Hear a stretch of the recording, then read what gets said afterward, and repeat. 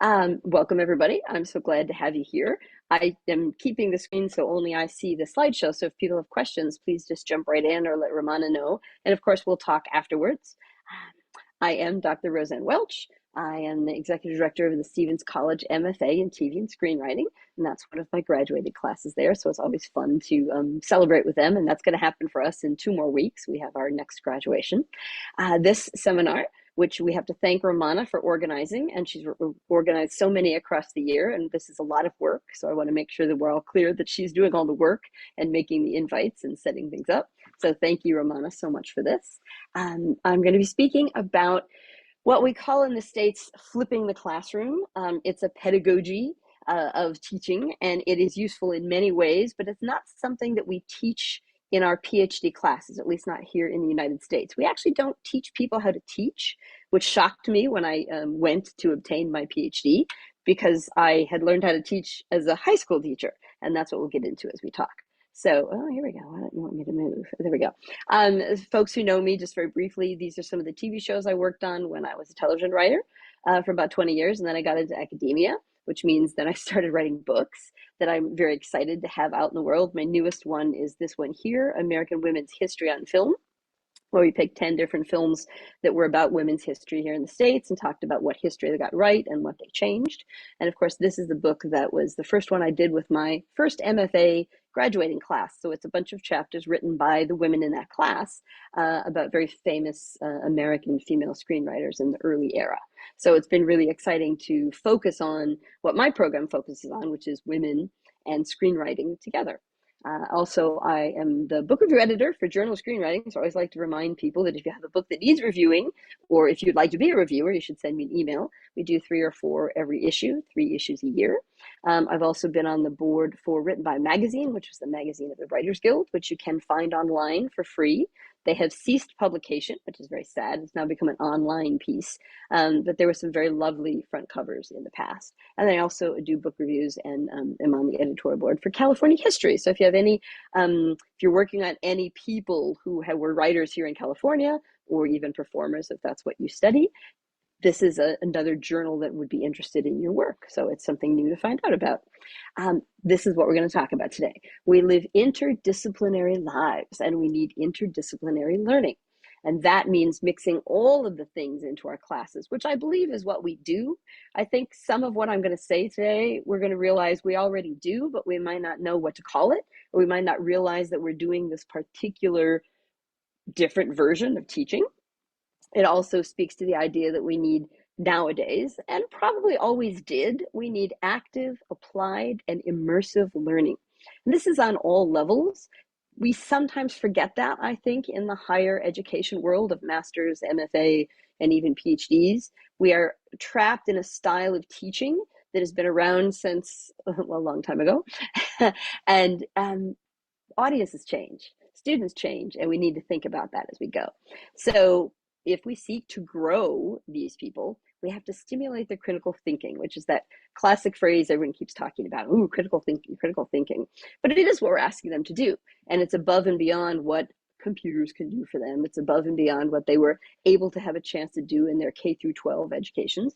So that's my idea. And as I said, we can trace it all the way back to Socrates. And we're going to look at the way that he taught and people of his day taught, because teaching is an interesting word.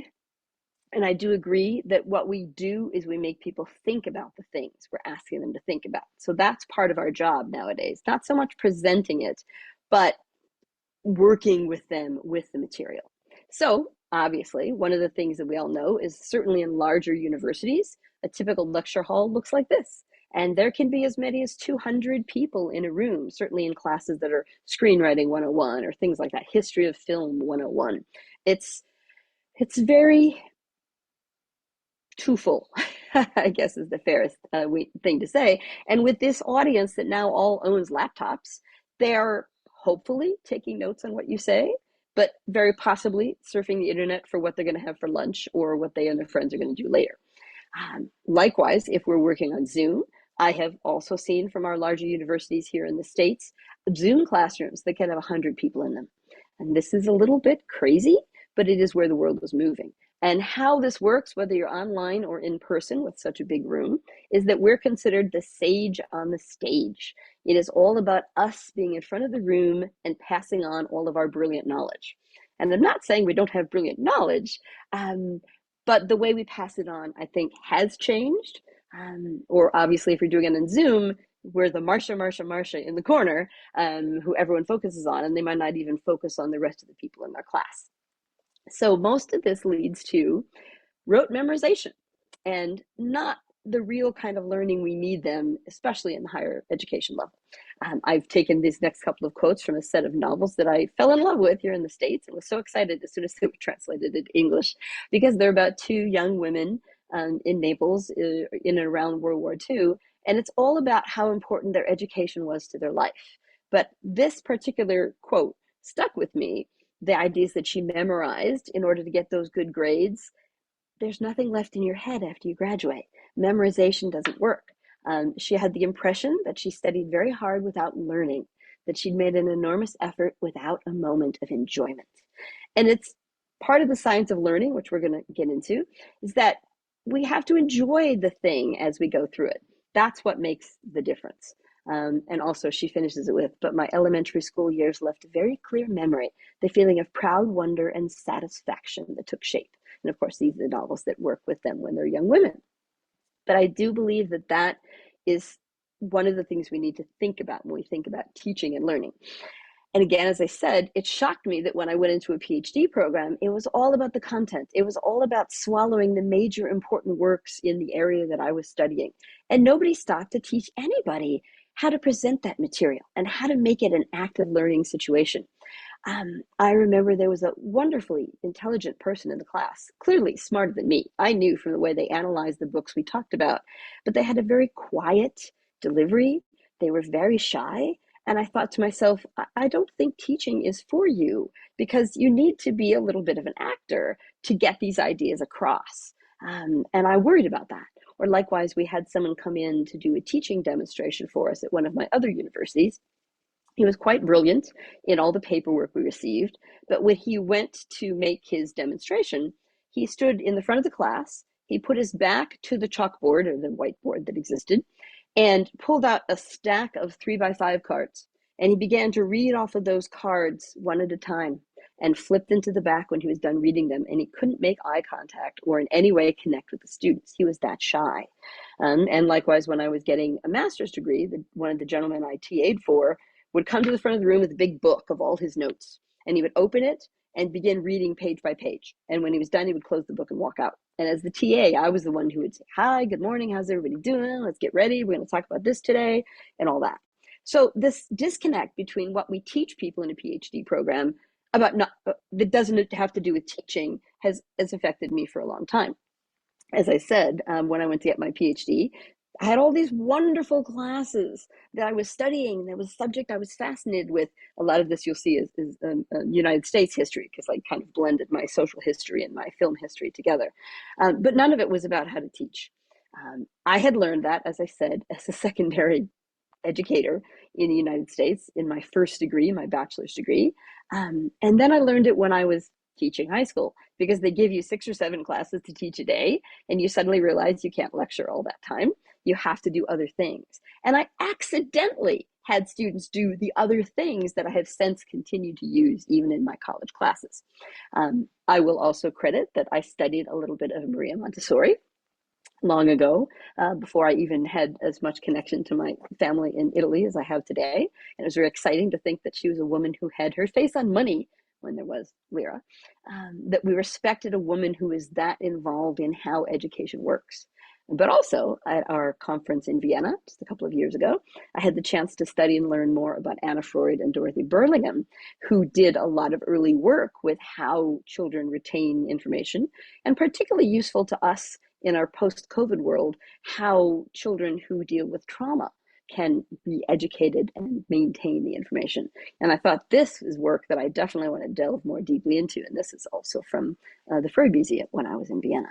So these are some women I need to learn even more about. But clearly we've been talking about, is there a science to learning? Is it just dumping information and waiting for people to spit it back out on the test. And I don't think that's true. I think that we realize that there's effective ways to learn content, and one of them has to do with emotion. The fact that if people can feel connected and feel the emotion behind something, it sticks with them. It becomes something that matters and it's relevant. And that is such an important word, especially for students today, whether they're in K through 12 or whether they're in our master's programs. This again is something I practiced in teaching high school. I would come to school some days, to be honest, I was 23 years old and overwhelmed with the job, and I couldn't possibly lecture again. So I was teaching American poetry. I would just pull out 5 poems by a different person. I happen to like E. Cummings, and pass them around in small groups and say, spend 10 minutes figuring out what this poem is about.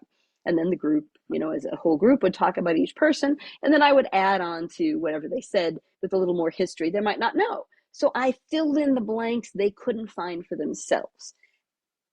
And it was, I thought, easy. I thought I was doing it wrong. I thought it was a mistake to do that because I wasn't providing them with a long lecture. But in fact, it's how they learned. So rather than me becoming the performer and having all the focus, as I said, I started to flip the classrooms. I would have them, of course, make reports and do things. And I didn't realize this was a different type of pedagogy. I just knew it was a way to fill the space and to see what they were really connecting to. And it's not just the teaching of the content that I was doing or continue to do. It was about how to teach, how to be presenters in their later careers, whatever that might be. And of course, in teaching a screenwriting program, a lot of what we're teaching is how they'll pitch their projects, or if they become professors, I feel it's important for me to teach them how to teach, to give them those opportunities. A big phrase we have been using here is the concept of learning how to both take space and to make space for others. And this sounds simplistic. It sounds like we should all understand that. I will say that particularly in teaching a program that focuses on women, we do have men in our classes because it's a graduate program, so it's co-ed, even though my undergraduate university is an all-female college. I have found often that I receive a female student who is very shy or who has been practiced in being quiet and they don't know how to take space. I joke often that I am from a Sicilian American family, and so we don't understand how it is to be shy. I have never had to be taught how to take space, but I have had to learn how to make space for those quiet people. So these are two sides of the same lesson that we have to offer people, I believe, as part of what they're learning from our programs, whether they want to become full-time academics and teach for the rest of their career, or whether they want to pitch their stories to production companies wherever they happen to be placed in the world. So this business of taking space and making space, they can't do it unless we make space for them to practice it. And so these are examples of students in my classes who they all have to study certain screenwriters across the whole semester, and then they make personal presentations about their lives and their careers, and they relate those filmmakers to their own life. They pick the names by accident, and it's part of their job to find out what is it they share with those people. Sometimes it's coming from a single parent family. Sometimes it's the themes in that person's work. Whatever it is, they have to find that. And of course, when they make these presentations in class, I'm helping them create their own future teaching demonstrations. So they won't be the gentleman who stands with his back to the wall and begins to read off cards. They'll feel comfortable in the room as these women obviously are demonstrating. It's interesting to me that in a world of AI, and there's so much discussion, I know there will be presentations about AI and how it's being used these days, it's our oral ability that will still be the thing that only we can show, and that a computer, I do not believe, can teach you. Yes, people are putting prompts into programs and asking them to write a scene in the style of Roberto Rossellini or something like that, and maybe someone will do that someday. I have many arguments about why writers and creatives wouldn't want to rely on the computer for that, but we can never rely on it to learn how to present, right? So that is something that I think we have to spend a lot of time helping them do. And I happen to like this Tennessee Williams quote, I don't write how they speak, I write how they think they speak. So the computer is writing how it thinks something should be. It can't be our personality. My other joke about AI is that no AI was ever dumped a week before the prom. So they can't possibly give you that fresh emotion that somebody like Taylor Swift is selling in her album right now, because all it can do is give you examples of where that's existed in other literature. So I think if we focus on this, it's going to be very important to us. I recognize, again, that not everybody comes from a family where speaking is a comfortable, fun thing. It is the world's number one fear, which shocks me. So we have to deal with that. So one of the ways to deal with that, one of the solutions, is going back to Socrates. Again, I'm sure many of us do this in our classes already. I don't know if we know that we're doing something that is scientifically so much stronger than just giving lectures. But I have found that obviously this works. Like we say with writing a good screenplay, anything active is better than anything passive. So even in clumpy, messy gathering spaces, I think it's important to find time for people to separate out and start talking to each other about a question. And then as a group, we talk about it. I just think that's so important. And even in a 200-person lecture hall, I've had people say, well, these chairs don't move. But someone can turn around. They can talk to the person next to them. It's loud. It seems chaotic. And sometimes that is bothersome to people who would rather have a very staid, quiet room. But I don't believe that as much learning as we need to happens in a quiet room. So we have to use what we have. Of course, in a world of Zoom, we have breakout rooms. And I had a friend say, well, but you can send them into breakout rooms and you don't know if they're talking at all. Well, no, you have to kind of skip from room to room.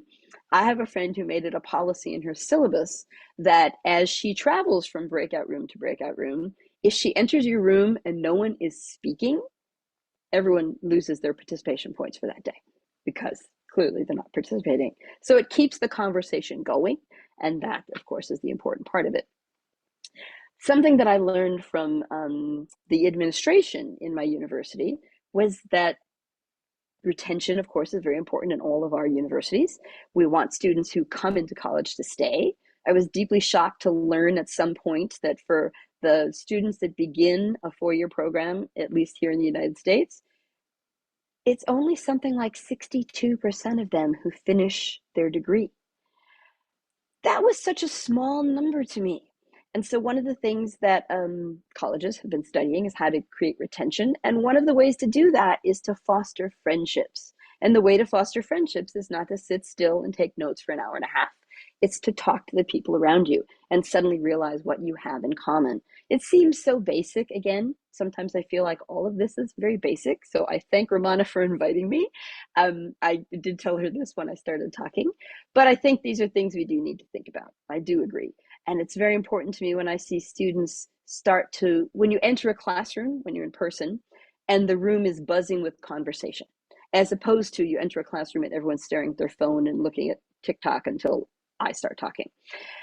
So this is one way to do that. And it's important, people are finding in this post-COVID world, again, because a lot of our first going to college students have not been given the ability to be social in person for a few years. It's as if they have to relearn it. So again, we can foster that and it will help the school in general. Other things that I know that I learned that I try to apply, this was meant for K through 12 students, but it applies, of course, across our lifetimes, is to really consider as we're planning our syllabi, what are the different learning styles of all children? It assumes, or I assumed, that in a film class, in a screenwriting class, they're visual. They want to watch things. But of course, not everyone is. You have to think about, of all things, the kinesthetic part of it, the touching, the connecting, the hands-on part of learning. That is the first way some people learn, as well as, of course, the auditory version. And I had to, can't turn down a picture of Orlando Bloom in his perfect elf attire and his elf ears. But that's not always something that I've seen people do in a film class. I've seen them show films, talk about films, show films, talk about films, have students write about films. They haven't found other ways to deliver the material. So, for instance, obviously something that is both visual and kinesthetic are field trips. And I'm sure that many of us create these depending on where we're located and what is available to us. I am lucky that my students come to Los Angeles for a couple weeks a year, and then they do everything else. It's a low residency program. So they go back home around the country, and even we've had people from Estonia and India in our classes. But when they're in town, it's very important that they do hands-on things. So we, of course, go see films where the filmmakers are going to speak. We go to, these are two shots of the Writers Guild Library, so they can read and touch actual scripts from shows they know across history. And that's a special event for them. And of course, weirdly enough, in this last year, they had the chance to walk the picket line on strike, which was an amazing hands-on or feet-on learning experience about the business that they were looking to join. And even again, if probably a third of my students just want to go into teaching, and the other third want to go into Hollywood and try to make $1 million, and the other third are trying to figure out what they want to do. The third who want to go into teaching are going to have such a more connected experience about the business that they can bring to classrooms wherever they live. So that's a version of that. Of course, any archival research that you involve people in is hands-on. So that's a beautiful thing to offer. The auditory thing was interesting to me. I thought, well, how do I get grown-ups, people in a master's program, paying attention to auditory things? And of course, that's where podcasting came in. We were lucky enough in the SRN 2023 to have Meg Lefauve and Lorian McKenna, who both have been involved. Meg, of course, did Inside Out and Inside Out 2, which is out in theaters right now. And Lorian has done some television and has done some Emmy-winning television. But together they run this podcast, The Screenwriting Life, where they interview lots of professionals. So it's a perfect way to bring in guests if you don't live someplace where there are guests who can come into your classroom. They do so many different presentations on the business. Sometimes they run writers' rooms. Again, while they were in Missouri, they did a writer's room, essentially. They invited different members up to talk about their story, and they just did 10 minutes of brainstorming to help move those stories along. There are many, many. I obviously chose this picture because I want to thank Meg and Lorian for taking part. But there are so many that are run by professional screenwriters, by academics who have brilliant things to say. I think finding some of those and adding them to our assignment lists is something we haven't always thought of. And again, there are things you can listen to online that are not then podcasts. Of course, there's the War of the Worlds, which is a wonderful way to study both a little screenwriting history and to hear how that was put together, and to think about the world of writing for radio, which seemed to go away until, again, podcasting showed up, and now people are writing true crime podcasts and romance podcasts, and writing for radio is different, as we know, than writing for film.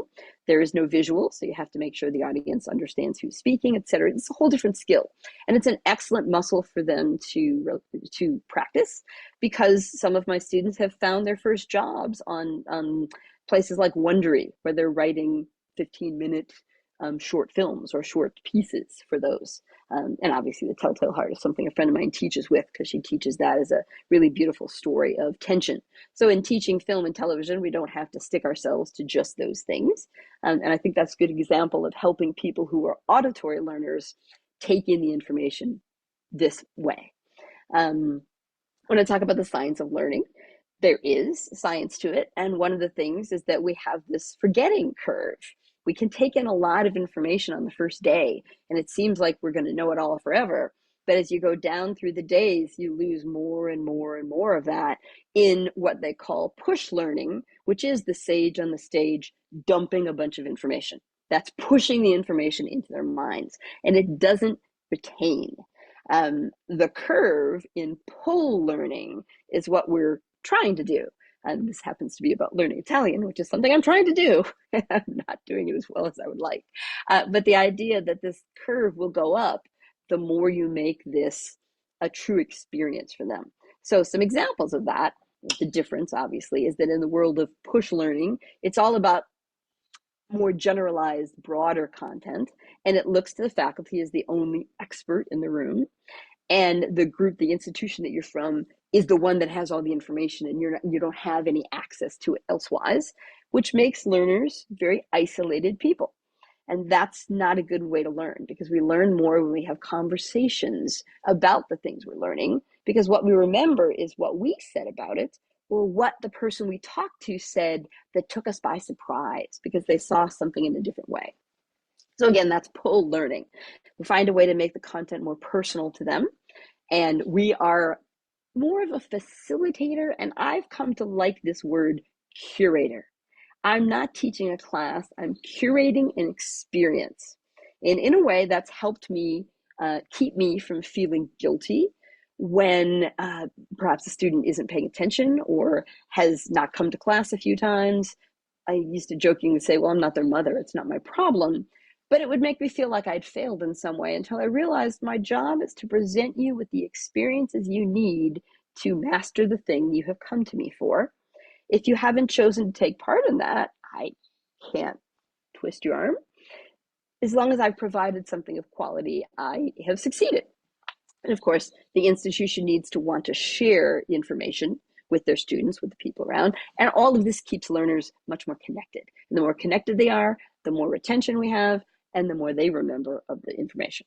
So pull learning involves personalizing the content, adding the stories and the information together with the emotions that help things be memorable. And that's how they're going to know 10 years from now the story about the making of a particular film that you've been teaching, right? That's a big deal. So personalized content is just another way of saying relevance. How is this material relevant to these students? It's partially their job to find that, but we can guide them to that by, of course, learning more about them, which is easier, again, when we have smaller classrooms. Another phrase that's tossed around in the science of education is episodic learning, connecting everything to a story, their own personal story. Why is this film valuable to them or not? Why is something in this script not working for them? And it's something that has to do with the background they bring to watching it or to reading it. Something that's being tossed around here, I don't know how much is being discussed elsewhere, is what they're calling the gamification of education. And it sounds wrong a little bit. It sounds like, oh no, we're not taking the education seriously. But it's just another way to dispense information. And it is a way that many people in the continuing upcoming generations are used to. I used to tease my son because he could name all the Pokemon characters and what all of their strengths and weaknesses were and how you played the game. So I told him when he went to school and he had to memorize the periodic table, I wouldn't take any guff about him not being able to memorize things because he memorized all these Pokemon. But it's because he used them actively in the game that he retained that information. It wasn't pure memorization. So I've really thought about how can I gamify some of the things I do. Again, I have a feeling y'all are going to tell me that you do this already. So I'm just validating what we're doing. But when I'll watch a piece of television that I've written, particularly, I like to teach them what it's like behind the scenes, what it's like to produce your episode for television as the writer, producer on set. I call it Super Bowl watching. And I will just watch scene by scene and talk about everything that went into the construction of that scene, what lines were lost, what arguments happened in the writer's room as we put it together. And all of that, right? So we see the piece build. And while we're talking, I make them write down the outline, scene by scene. What was the new information? What characters came in? So they have samples from a piece they've seen. So they pull apart the visual and put it back into the written version. And then another thing I like to do comes both from gaming and from those novels that were popular when, again, some of the 25 and 30-year-olds were younger. Choose your ending. So if I'm watching something I didn't write Doctor Who, and this is an episode of Doctor Who called School Reunion, I show it to them. And as I'm going through it, I'll stop and say, okay, now that you know this much information, what should happen in the next scene? All right, and people will guess and make guesses. And it's so marvelous when you see the students who are really getting it because they guess exactly right. What is the next thing that has to happen in this story? And this particular set is cute. It's the very end of the episode, and it ends on a breakup, if you will, a separation of characters who love each other. And so I stop and I say, look, she looks very sad. As a writer in the room, what could you do to make sure this episode doesn't end on a downer? Because I need you to be happy enough to come back next week. And the best students in the room will generally guess this business. And if you know anything about Doctor Who, K9 is a little creature that was on the show that came into this episode, was blown up, was destroyed. But at the end of the episode, the prize is that he's been rebuilt and he will stay with the woman who's separating from the Time Lord. And it's wonderful when somebody says, I'd bring back K9. And I think you have paid attention. You understand the construction of this show. You understand the emotional outline of this show. So to me, that's a gamified way of going through a particular script or film in that way. I don't have any examples of this except, people always say, don't forget to be funny. Jokes are the way people remember things. And so obviously we can study that ourselves, but humor is an emotion, and the emotion of joy helps connect people to things. I've said this earlier, but I think it's important to remember. I don't think we're teaching classes anymore. I think we're curating experiences. And that should help us think about all the variety of things you'd see in a museum. Some of it is tactile, some of it is auditory. Listen to the description of this particular piece. Some of it is visual. If we think about our syllabi, our semester classes that way, I think it would be really useful. I have always agreed with Sir Ken Robinson, teaching isn't a delivery system, it is an art form. That's why people who study screenwriting and film are also generally good teachers, because teaching filmmaking, screenwriting, particularly for me, I always said when I was writing on a TV show, that was the biggest podium that I had ever been given. And I was delivering lessons through my stories. And it was an amazing privilege, I think. Talked about the idea of sharing access to information, thinking about other things they can study. That's why we, of course, have journals and things we offer in our libraries. So we have to give them reason to use those things, create assignments that are involving that, as well as one of the ones I do is current events. You have to come in and talk about what's in the business right now, what movies are selling, what people are selling, what studios are buying which other studios. That has to be part of what they do. And of course, you want to share people all the time. You have the opportunity, because that's a different kind of, weirdly enough, it's a tactile thing. They're not going to touch these people, but these people are, real people in their rooms. And of course, again, I know that most of us do all of that. And of course, we probably rely on our alumni, who are great to bring in and talk about our programs and about the real world that they've joined after you, because you're showing them the reward for the work that they're doing for you, which I think is very important. And I always like to say, you lean on the people we meet at our conferences, because they bring expertise we don't have. So of course, here's my friend Paolo Russo, who folks in the SRN all know. He was lucky enough to get a grant a few years ago to come to Los Angeles and lecture for my students.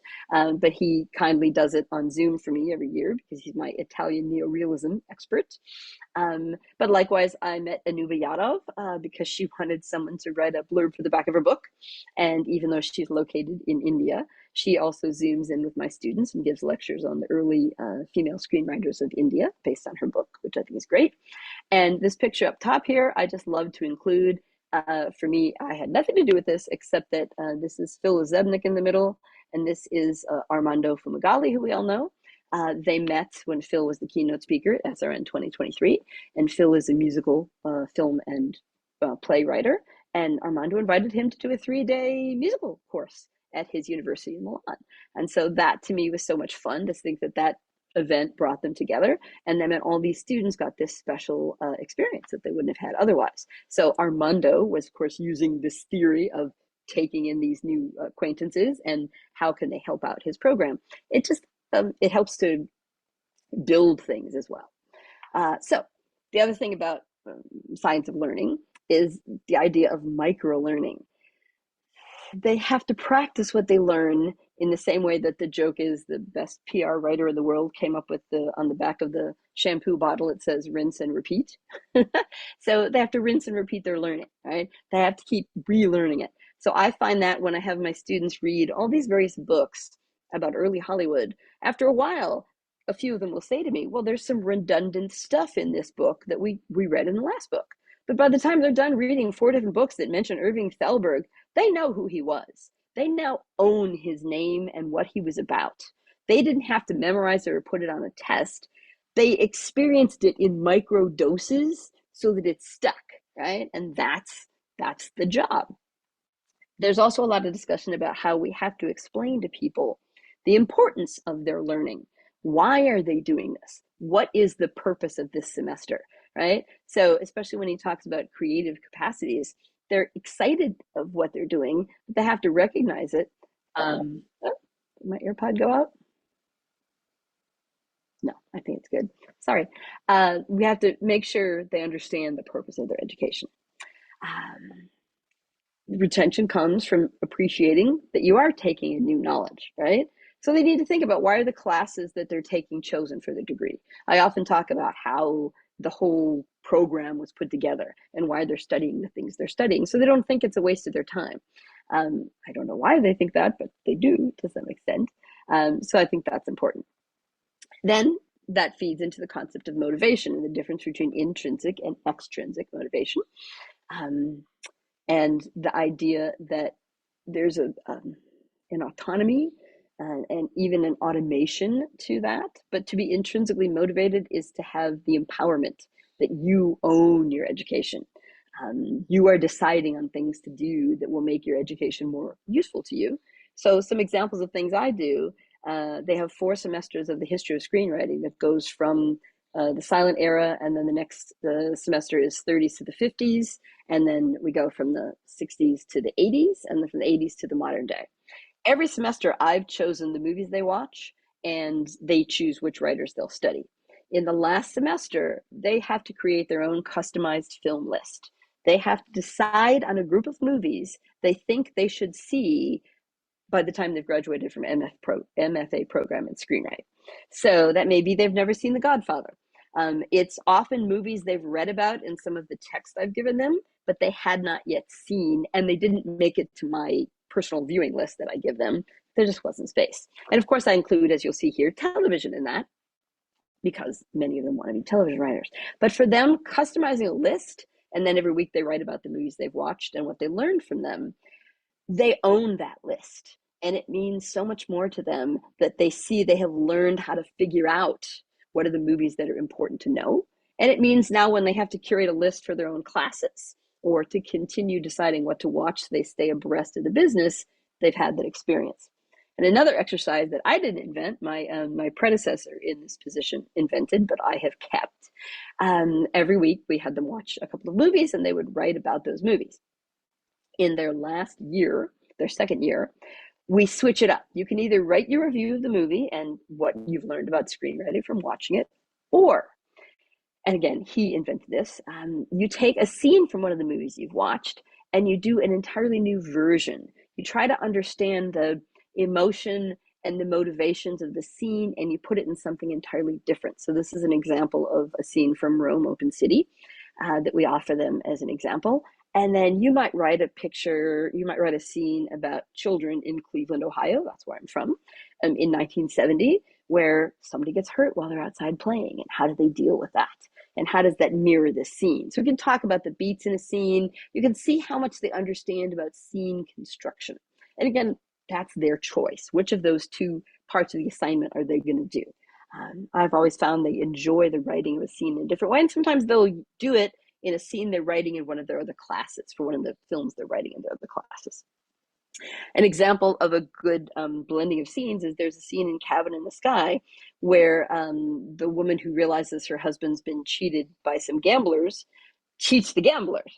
And a perfect example of a copy of that scene is what you can find on YouTube, the Ted Lasso dart scene, where he is trying to get rid of Rebecca's annoying husband and keeping him from coming to the soccer games, baseball, to the soccer games, by challenging him to a game of darts, but he pretends to not be good at darts until the moment when he has to win. It's a really beautiful scene. And if you see the scene, the gambling scene in Cabin in the Sky, that's an example of writing a scene that is a mirror of the scene you found in another film. In the act of writing all this stuff, they remember things about scene construction that you couldn't possibly have given them in a lecture that they would remember. I'm wrapping it up, so I know I promised 45 minutes and I'm almost done. What is relevant to the way people learn?